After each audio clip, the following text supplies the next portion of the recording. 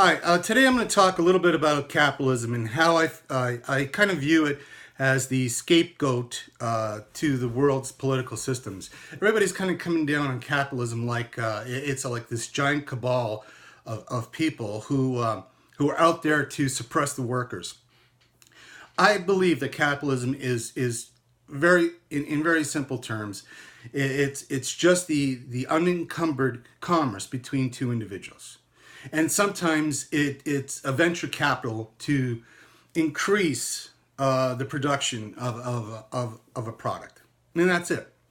I mean, there's no cabal, there's no organization to suppress workers or anything like that. I mean, in capitalist society, like in a capitalist situation, you may have certain leaders or certain owners who are trying to penny pinch. But then again, you have other owners like Henry Ford, who said, it's wiser to pay an employee a fair price and have loyalty to your company, and also have them able to buy the products that you're selling. And that was part of his strategy, and it worked great for him. And he wasn't alone, by the way. He wasn't the only one doing this.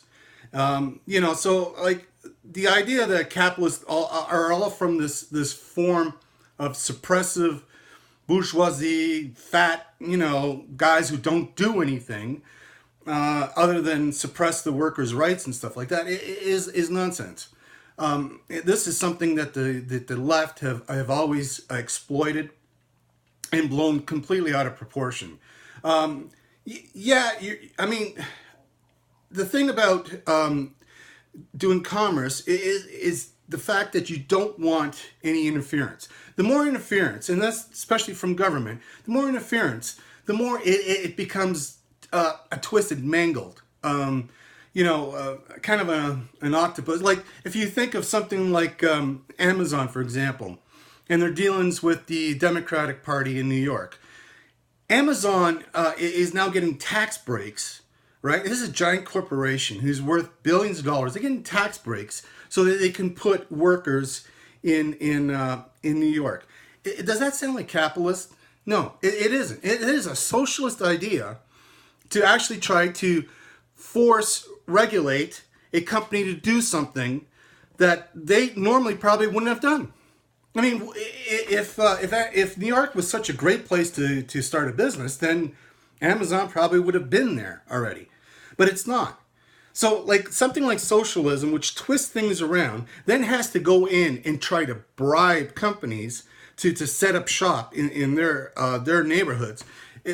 That's what you get when you get like a socialist country or a socialist situation where like a state or something like that. Same thing here in Canada. When you're actually talking about everything has to almost go through the government to get processed. Well, I mean the government puts their 2 cents in everything, and it just twists the idea from just straight commerce between two individuals into something completely different. Some situations do require a government. Yes, I mean I could see cars being more dangerous, more fuel thirsty, and those kind of things, more polluting, if it wasn't for government. But really, I mean, there's a lot of government intervention that isn't there just to protect individuals from the products that are out there, and say like if we're out for products that are being sold. Look at Obama. Obama in his 8 years, it doubled the debt to he added $10 trillion, thereabouts, $10 trillion to the national debt in the United States. Now, how the heck did he do that? He did that by giving money, huge amounts of money, to certain groups. I mean, people like Google and Amazon and Facebook, they couldn't get into the size of the corporation that they are today without government intervention, or else otherwise government protection. Let's face it.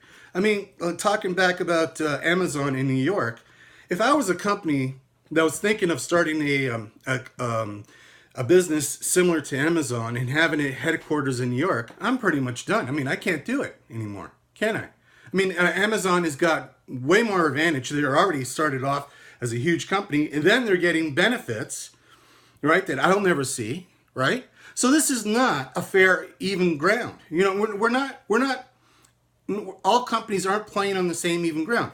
The ones that you know, do the government's bidding, they seem to get a little ahead. Now, in the case of Amazon, it looks like they're getting a great deal. But down the road, right? Down the road, the government's going to be asking for something. You know that. Especially if it's a Democratic government, they're going to be asking, well, you know, who's buying what?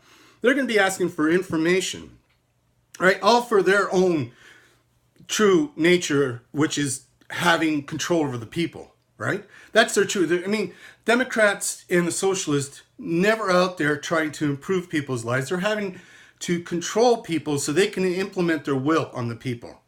This is an example. When you see somebody like Amazon getting benefits like this down the road, they're going to have to pay back those benefits. And that's the difference.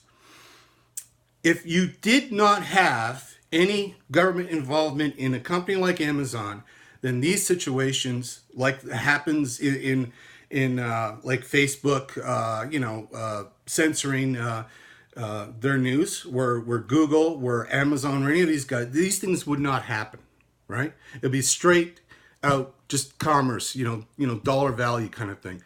These encumbrances on businesses happen because government is involved, and they are looking to undermine liberties and freedoms of people, and that's always what seems to be. They want the ultimate control over people and individuals. Anyway, if you have any comments, or if you have different opinions, please put them down. I'll be glad to look them over. Thank you for watching for now. Thank you.